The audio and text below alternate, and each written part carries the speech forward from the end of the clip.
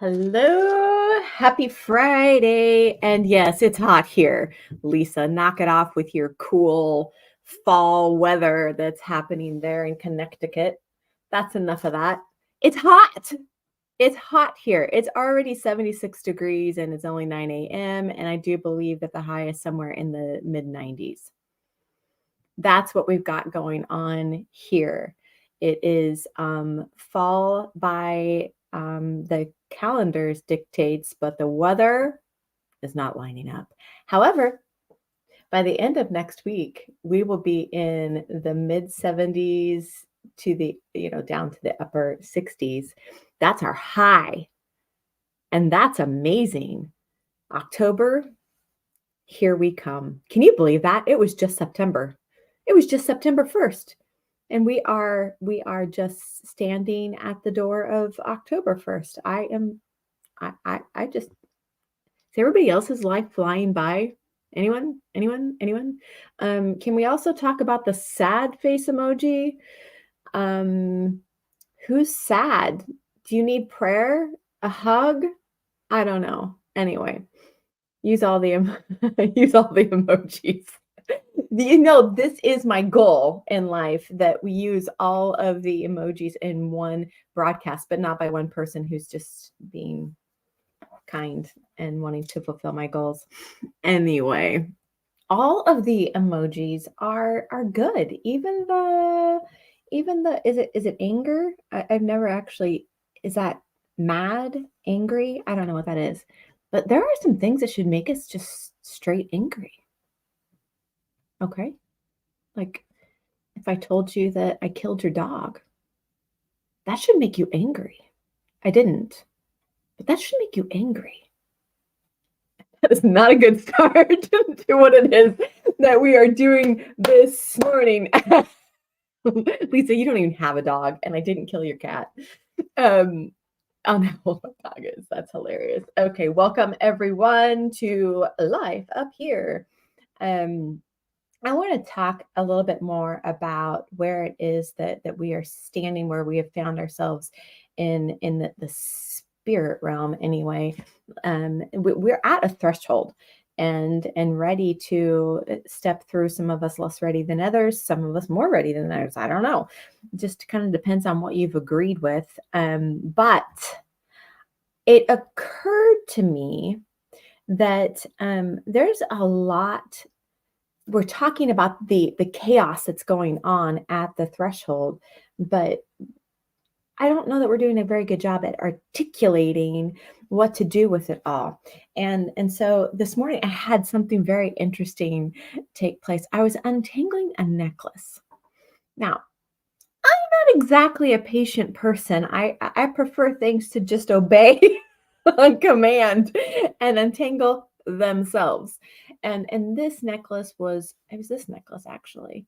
It was very, very tangled up in another necklace. And I was like, it's been sitting on my dresser needing to be untangled for some time. And I just keep not wearing it because I don't want to untangle it. Listen, I am the gal that will just throw the Christmas lights away. I'm not going to sit there and untangle them. Now, my grandfather on my mother's side, he loved to do this kind of stuff. He loved tedious work. He was one of those that would go through and change out the light bulbs on a strand of lights. That's not going to happen. I'm not doing that. Anyway, so as I was untangling this necklace, I could feel myself getting like really amped up about this necklace being tangled. And it was really, really tangled, you guys. Like, understand. It was really tangled and it was taking me way too long to untangle it. But in the middle of this, right as I could feel like the adrenaline rising up, Holy Spirit's just kind of like, what you doing? and I don't know about you, but when his voice enters in, everything gets shifted it like that. So quickly. And I was like, oh my gosh, I am absolutely ridiculous. I am getting super worked up over a tangled up necklace. And then it was just kind of like, you could actually be more effective in the untangling if you would chill out. Yes, Vince, thanks for pointing it out. And, and so it was I was like, "Oh my gosh, this is so silly," and we can actually the things that we don't enjoy doing, we can learn to delight in, and then the job becomes something that is actually productive, that we can quickly get the job done and move on. And that's what happened, is like, it was just very quick, and then I had better understanding of why the necklace was tangled up in the first place, and I realized this is like a silly, silly analogy, but this is what's happening at the threshold right now, where there are just so many tangles and snares, it feels like, at this threshold, and our history is doing a really effective job at convincing us that we don't have what it takes to enter in. I do believe, yes, Lisa says, I'm not ready, Jesus help. Those are the kinds of things that I want us to be able to grab hold of today. If you can just kind of like take that out of yourself and hold it before you and ask, like, Jesus, is this true from your perspective? Right? We have to be willing to pull these things out and really closely examine them. Here's what I think. Yes, yes, yes, yes. Me too, Lisa. I mean, like, let's not pretend like they don't exist. Let's acknowledge them, but let's also learn, like, what is it that we're going to do with those tangles and those snares. Um, so much of what is going on is a clash between history and destiny. So we have our history attempting to rise up and ensnare us, scare us, create a flight response in us, and using all kinds of flares, if you will, from our history to get us scared and to get us into isolation. And isolation is trouble. Like, don't fall for it. You do not want to become somebody who's isolated. And, and you know as well as I do that when we are pushed into isolation, we're hiding and we're in darkness and we don't want anyone to see us. And so essentially we end up feeling all alone. And that is certainly not God's plan for us. We are made for anyone? Oneness. We are made for oneness. We are made to go together. We are made for company. And when we believe the tales from the crypt, we are bullied and and believe things that just are not true of us. Now, I don't care what took place in your history. If you are standing at the threshold, that tells me, like, if you can see the threshold, that tells me that you have done the work with the Lord to get you to this place. Don't allow those stories, those narratives to dictate whether or not you belong at the threshold. You are actually equipped to cross over. Now, I want to talk about trauma specifically because we are living in a day where trauma has been put on a pedestal and made much of. Am I right? It's true. We talk about trauma responses all the time. We watch somebody do something stupid in their life and we're like, yeah, but that was a trauma response. I just had a conversation yesterday where I was able to identify, actually, that's the trauma talking.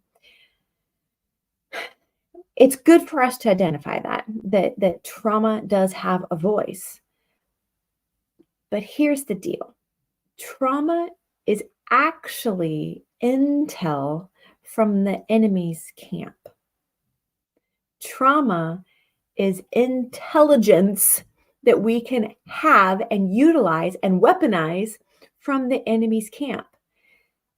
Anything that has gone on in your life that has created a traumatic response in you was done so to keep you from your destiny, right?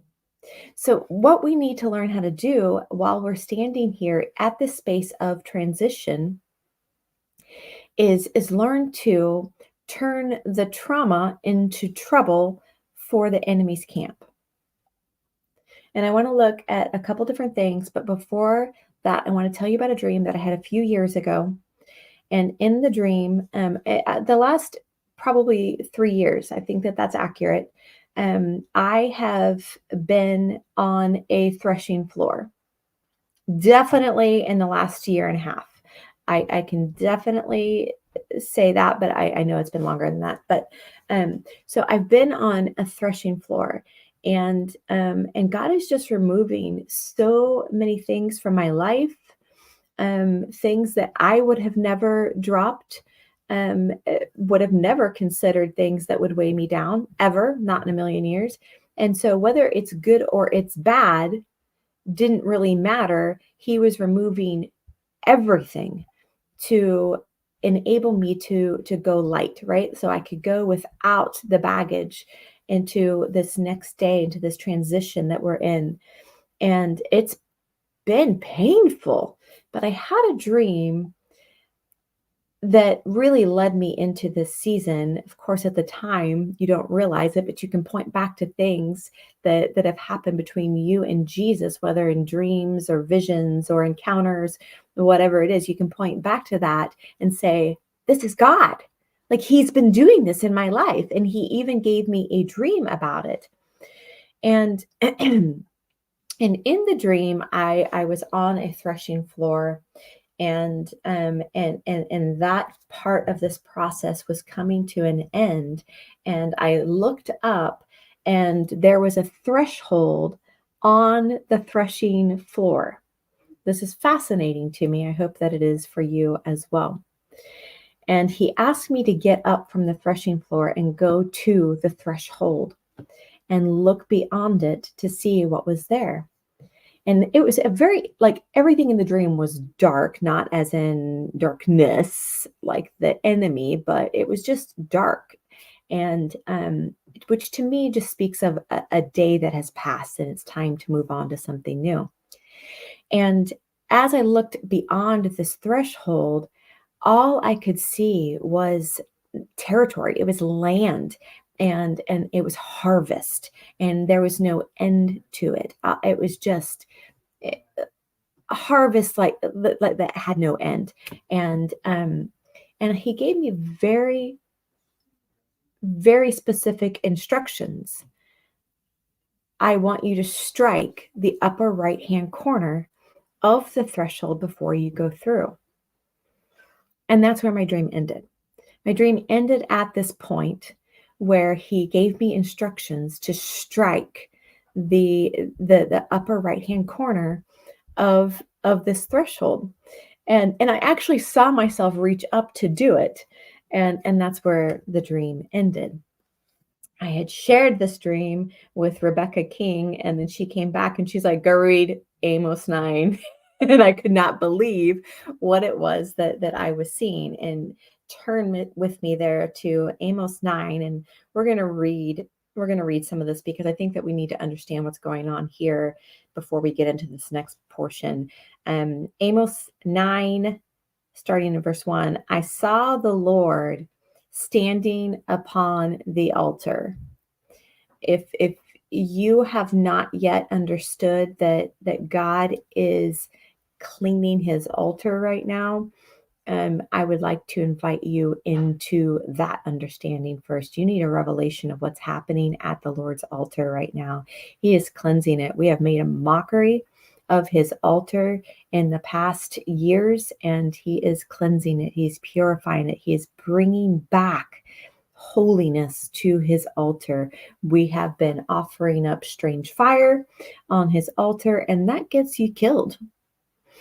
We don't want to be killed in that way. We want to lay our own lives down as a sacrifice before the Lord on his holy altar. I saw the Lord standing upon the altar, and he said, strike the capitals of the pillars, that the thresholds may shake. And I don't know about you, but if I have a dream and then I come upon something like this, I take it like so much more seriously than just like, oh, that's a cool dream. Suddenly that becomes a dream that has purpose attached to it, right? Strike the capitals of the pillars, that the thresholds may shake, and break them off upon the heads of them all. And the last of them I will slay with the sword, and one of them who flees will not flee away, and any one of them who escapes will not slip by. Though they dig into Sheol, from there my hand will take them, and though they go up into heaven, from there I will bring them down. And though they hide at the top of Carmel, from there I will seek them and take them. And though they hide themselves from my sight on the floor of the sea, there I will command the serpent, and it will bite them. And though they go into captivity before their enemies, there I will command the sword, and it will slay them. And I will set my eyes upon them for evil and not for good. I hope you're getting the picture of how serious God is about his altar. For the Lord Jehovah of hosts is the one who touches the land, and it melts. And all those who dwell in it mourn, and all of it rises like the river, and it sinks like the river of Egypt. He is the one who builds his upper stories in the heavens, and has founded his vault over the earth. He is the one who calls for the water of the sea and pours it upon the surface of the earth. Jehovah is his name. Are you not like the children of the Cushites? To me, O children of Israel, declares Jehovah, have I not brought up Israel out from the land of Egypt, and the Philistines out from Caphtor, however you say that, and Aram out from Ker? Yes, the eyes of the Lord Jehovah are on the sinful kingdom, and I will destroy it from off the face of the earth, except that I will not utterly destroy the house of Jacob, declares Jehovah. For I will command and shake the house of Israel among all the nations, as grain is shaken in a sieve. Yet a kernel will not fall to the ground. All the sinners of my people will die by the sword. Those who say evil will not overtake us, nor come before us on all sides. I know. That's a lot. It's a lot to take in. Verse 11, in that day, I will raise up the fallen tabernacle of David, and I will wall up its breaches and raise up its ruins, and build it up as it was in the days of old, that they may possess the remnant of Edom and all the nations which are called by my name, declares Jehovah who does this. Indeed, days are coming, declares Jehovah, when the plowman will overtake the reaper, and the grape treader him who sows the seed, and the mountains they will drip sweet wine, and all the hills will melt. And I will turn the captivity of my people Israel, and they will build the desolated cities and inhabit them, and they will plant vineyards and drink the wine from them, and make gardens and eat the fruit from them. And I will plant them upon their land, and they will not be plucked up again from their land, which I have given to them, says Jehovah your God. He lays things in ruins to be able to build the way he so desires. So as we're standing at this threshold right now, we need to understand that God is destroying things intentionally for our good. Can you say that? Say that over yourself. The Lord is destroying things in my life for my good. He is taking things away for my good. It's not so that he can just prove how powerful he is, though he is, and he doesn't need your permission to display his power. He's doing so for our good. If you read 11 through 15 again in that, you can see the goodness of God, that he has pure intentions in what it is, in this threshing space that we've found ourselves in. Everybody say hi to John. Hi. The keys are hanging up. So I hope that's all making sense to you. Hi to John. If we are not careful in this space of the threshold, if we do not learn to take our trauma response and utilize it to create trouble for the enemy's camp, it will create desire in us that will turn us from the path that the Lord has laid out for us. It will take us back to the ruins. It will. It'll take us back to the ruins. We will try to rebuild on top of the ruins, and that will be like trying to build on sand. The Lord is not there any longer. He has moved on. And I'm going to be really honest with you and tell you that I had a moment like this. I know where I'm at. I know where I'm standing. And in fact, I would even go further and tell you that God has told me, Angie, you are a transition piece that I have laid down at the threshold. I know where I'm at right now.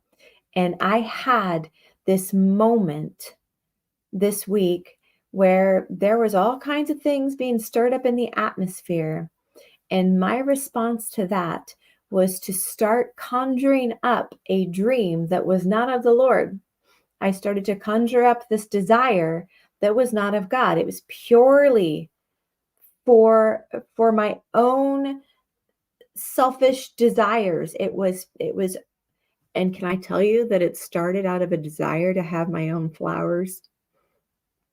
Be careful what it is that you're desiring right now. I be very careful what it is that you are allowing yourself to pine for right now. It's really important because this started off as flowers. I love mums, and it's fall, and mums thrive in fall. They're just gorgeous. They're beautiful. My favorite flower, and don't you just love to say their full name? Chrysanthemum. So it all started off as flowers. And before I knew it, I had thrown myself headlong into a dream of wanting my own house. For those of you that do not know, we live with my husband's parents. We moved in to help them. My husband's dad has been terminally ill for a lot of years, 30 plus years. And it just got to the point where his mom wasn't capable of caring for him herself. And so we moved in because God said, not because we're super sacrificial, but because God said, and we don't know how to not be obedient. We know that when God says to do something, you just have to do it. So anyway, my whole point is that there was trouble in the land, and that provoked me to start creating, because this is how powerful we are. I was creating a scenario where I had my own home, and Holy Spirit inserted himself right in the middle of that and was like, what are you doing? He's like, you either want your own house or you want my way. It's like, noted. So I laid that down very quickly. And he started showing me, Angie, you pining for this takes you back to the ruins, to the things that I have already destroyed in your life, to the things I have already stripped you of. This would be like me taking back all the threshing that has happened. And that was a painful season of my life. And it was almost like he was saying, you can do it, but I'm going to take it all again, kind of thing. And because he will have his way, And so I laid it down. You guys, I've learned, like, don't want what you can create, want what God can. And immediately he just showed me that he has houses for me, but they will never be my own. Like, I am not to ever want for a house at this point. This is what he's told me. I don't ever want you to want for a house of your own, because it's not what I have for you. And he just showed me like this great expanse of houses that I was walking through, and it was house, and each of these houses had hallways that led to the next house. And these weren't homes that were mine. They were houses that I could go and leave trails of God's glory in, his way in. And so who wouldn't want that? Who wouldn't want that? I don't want my own home. I want what he has. So be careful what it is that you are pining for at the threshold. There are all kinds of things. Now, this for me is a little bit of a trauma response because it was a traumatic event to lose my home in the first place. And so I really need you to, I need you to catch this. What it is, what it is that the trauma is wanting to bring to the forefront. We need to learn to weaponize to create trouble for the enemy's camp. My agreement in this space was the beginning of the sharpening of that trauma response, to be able to go in and plunder the enemy's camp by saying, not my will, not my will, God, but yours be done. Can you actually say that in all honesty? Not my will, God, but yours be done. We need to be completely yielded in this season of our lives. Yield, not to your own desires, but to God's. And I know where desires can lead. I know we start to have these moments where we're like, I need, and it could be something so silly, but it becomes like this pulsating important thing before us, and we won't stop until we have researched every little aspect of this small thing that's not going to add anything to our life. You need to get to the bottom of what it is that you're desiring. And I've told the story before. I'm going to tell it really quickly. I need statements. Yes, they can be dangerous. It's okay, Lisa. It's okay. Turn that thing on its head.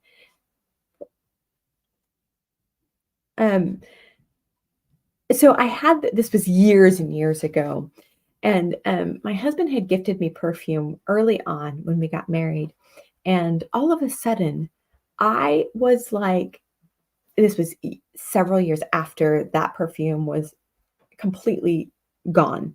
I started greatly, deeply desiring to have this perfume again.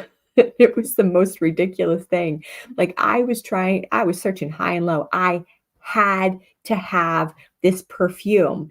And it was one of those moments where God interrupted, and I'm given to research. So like understand, when I start desiring something, I have to go and do all of the research on the thing. It's a good thing I'm not a compulsive shopper. But anyway, in the middle of me pining for this perfume, and I'm using that word on purpose because I want us to understand like how we function.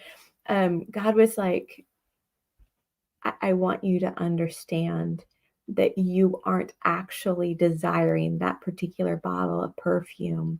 What your soul is after is the fragrance that comes with encounter from me. So I knew that my soul was after fragrance. My spirit was longing for fragrance, but I didn't have all of the intelligence necessary to pull the whole thing together. It took God coming in and putting the finishing touches on that thing to be like, honey, it's me you're after. It's the fragrance that comes with my presence that you're after. So I hope that that's helpful. And this is what I'm saying. Like if you're desiring a salami sandwich right now at the threshold, investigate it. Seriously, investigate everything right now. It's really, really important that we interrogate our desires right now. Interrogate your desires right now. And I just want to draw your attention to a story in Joshua when he was leading his army into conquering Jericho. I don't want to get into the details of the story. You know the story. But what I do want to draw our attention to is Achan's sin. Achan was one of Joshua's men, and they were given very clear instructions on what to do with the plunder. And Achan took some for himself. The reason I want to draw our attention to this, and that's found in Joshua 7 if you want to go read about it, but you'll need to back up to read the instructions to really fully understand why what Achan did was such a big deal. And this is why it matters what you're desiring right now, because Achan had desires at the threshold. He had desires that he did not interrogate. And so when he was put into the enemy's camp, they went in to destroy, right? Like they knew what they were doing. They went in to bring the place to ruins, and they were to plunder, and they were to take the land. And they did so with the help of God. My gosh, they walked in circles for 7 days and blew a trumpet, and the walls came falling down. I mean, like only God does that kind of stuff. But because of Achan's sin, God's presence lifted off of them. And Joshua's like, whoa, whoa, whoa, where are you going? We did everything you said. And God made it clear, someone in your camp has stolen from me. And that's exactly what Achan did. He had stolen from the Lord. What belonged in his treasury what belonged in the Lord's treasury ended up in Achan's hands. And he ended up getting him and his entire family killed for it. There was a price to pay for stealing from the treasury of the Lord. But the reason that this happened is because he was not interrogating what his desires were at the threshold before going in to do the work of the Lord. Guys, we have an assignment right now. We are going into the land. We're taking the land. But if you do not interrogate what your desires are right now, you will find yourself in the enemy's camp stealing from the treasury of the Lord. And if you think that it's only applicable to the Old Testament, go and read the story of Ananias and Sapphira. It's what they did. On the heels of a plunder of what the enemy was doing. Hi to Dylan too. Yes, it's never this busy on a Friday morning, but here we are. There's a lot going on, but Ananias and Sapphira lied to the Holy Spirit when they didn't have to, but they didn't check their desires at the threshold before going to do the work of the Lord. Guys, we have to know what it is. What are God's desires and what are my desires? Are you sensitive enough to his voice to have him jump in at any moment and say, knock it off? You aren't made to have a house. Can you tell the difference? It's really important. Okay, enough about Achan. Go read the story. It's fascinating. Okay, let us jump over to 2 Kings. You guys, this is such a fun story. And it has everything to do with where we're at right now and where we're going. And your trauma, your history has intelligence about the enemy's camp. Do you want to know what the enemy is doing before it happens? And we have to learn to turn our trauma into troubles for the enemy's camp. Let's learn to weaponize our trauma rather than coddle our trauma. Let's learn to weaponize our trauma instead of using it as an excuse to remain the same. I know that probably hurt, but it's true. Let's turn our trauma into trouble for the enemy's camp. It's intel. It's intel. It's a huge indicator of what it is that the enemy is attempting to do. If he's going to the trouble of swirling all of your history up before you right now, we know that he always overplays. Enemy always overplays. Always overplays his hand. Always. Because lies are just not really as effective as we think they are.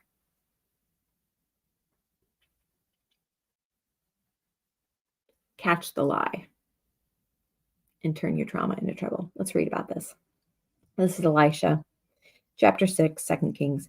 Then the sons of the prophets said to Elisha, the place here Where we dwell before you is too narrow for us. Let us go to the Jordan and each take a beam from there, and let us make for ourselves a place there where we may dwell. And he said, Go. And someone said, Please go with your servants. And he said, I'll go.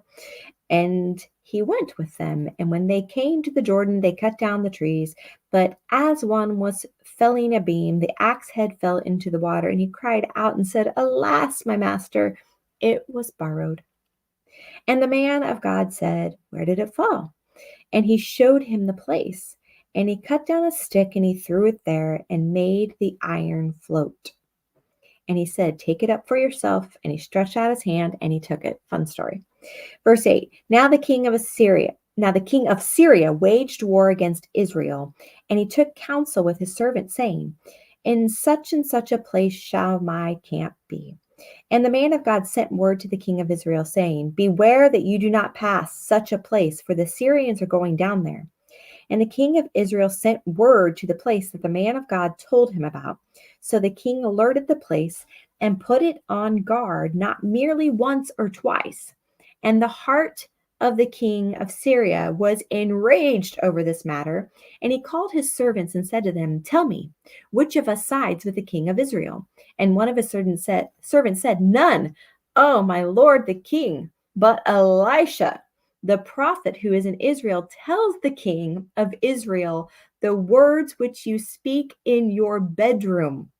And he said, Go and see where he is, that I may send for him and seize him. And it was told him, saying, He is in Dothan. And he sent horses and chariots and a massive army there. And they came by night and surrounded the city. And the servant of the man of God rose early and went out. And there it was, an army with horses and chariots surrounding the city. And his attendants said to him, Alas, my master, what shall we do? And he said, Do not fear, for they who are with us are more than they who are with them. And Elisha prayed and said, Oh, Jehovah, open his eyes that he may see.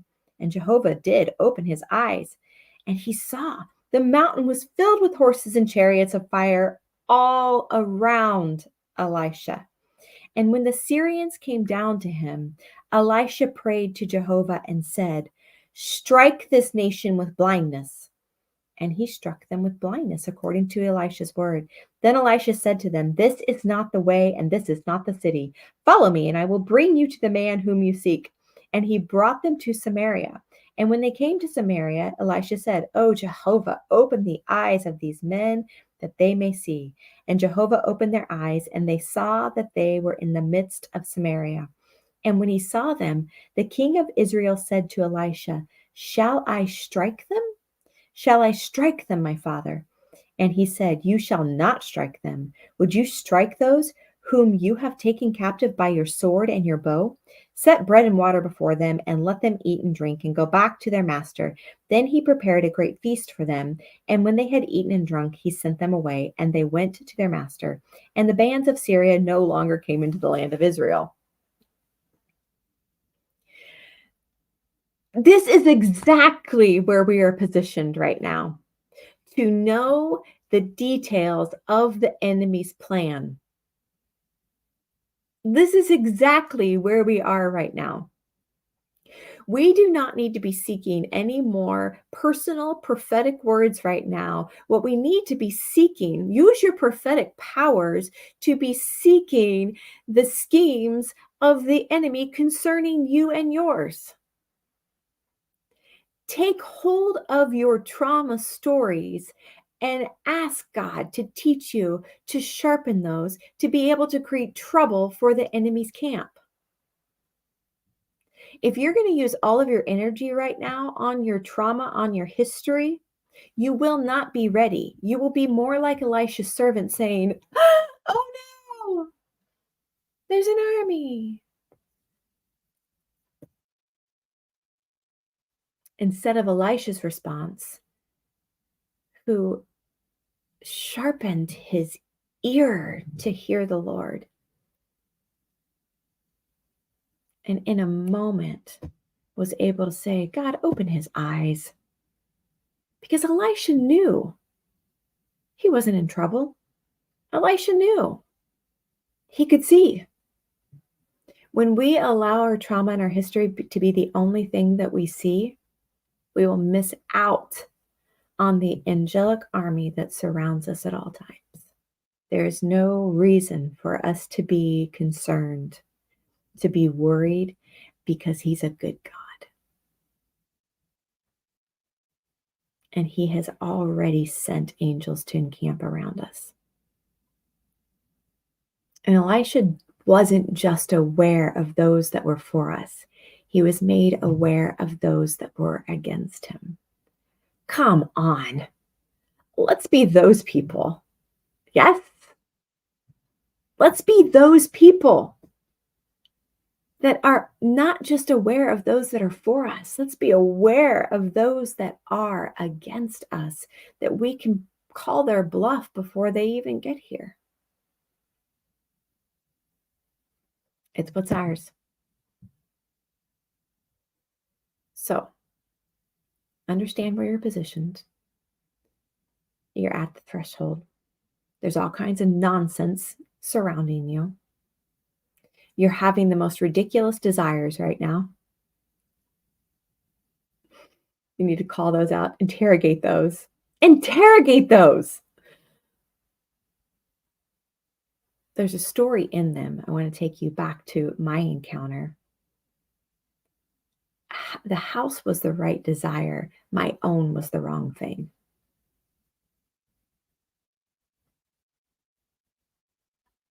That's why you need to interrogate it. There's truth to it, but you need to make sure that you know which direction God is pointing. Because if I go based on my own desires, I will use history to help finalize the details on them. Yes? Sharpen your trauma to create trouble for the enemy's camp, because this is where the plunder's at. Sharpen your trauma to make trouble for the enemy's camp, because it's where the plunder is at. And these are the things that belong in the treasury of the Lord's house. And He is most worthy to receive the reward of His suffering. The loss that you are experiencing right now is nothing compared to what you're going to gain once you cross over this threshold.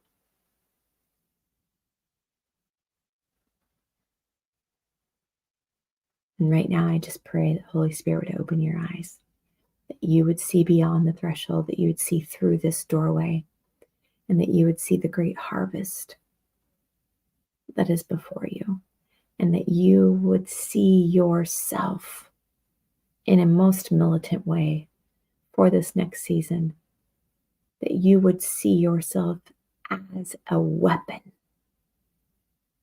in the Lord's hands. I just want to remind you, we do not fight against flesh and blood. And I know that some of that is what is swirling right now. There's people you're annoyed with. How do I know? Because there's people I'm annoyed with. We do not fight against flesh and blood. We fight against principalities, powers, and thrones.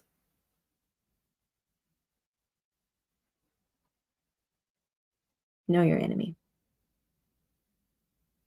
And know your God. Have a great weekend, guys.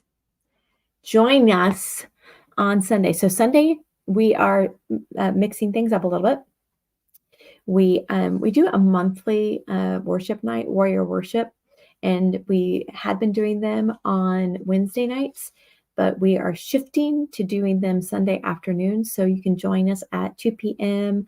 on Sunday afternoon, and we'll be doing worship and warfare and that kind of thing. I'm assuming that we'll do some work at the threshold on Sunday afternoon. I'm looking forward to that. It feels good to war with God, right? And also, our fundraiser ends tomorrow. So if you have not taken the opportunity to cast your vote for Unedited Life by supporting our fundraiser and getting yourself a super cool sweatshirt, you still have time. And the money that we are raising right now is going to go towards our 2024 conference. And I've said this over and over. I'm going to say it one more time. We do not want to put a price on the conference. We want it to be open and at no charge for people. Freely we have received, right? And freely we want to give. So please go out and support our cause and get yourself a really cool sweatshirt. Is that it? Do I have any other announcements? Nope, that's it. All right, guys, enjoy the rest of your weekend. We'll talk soon.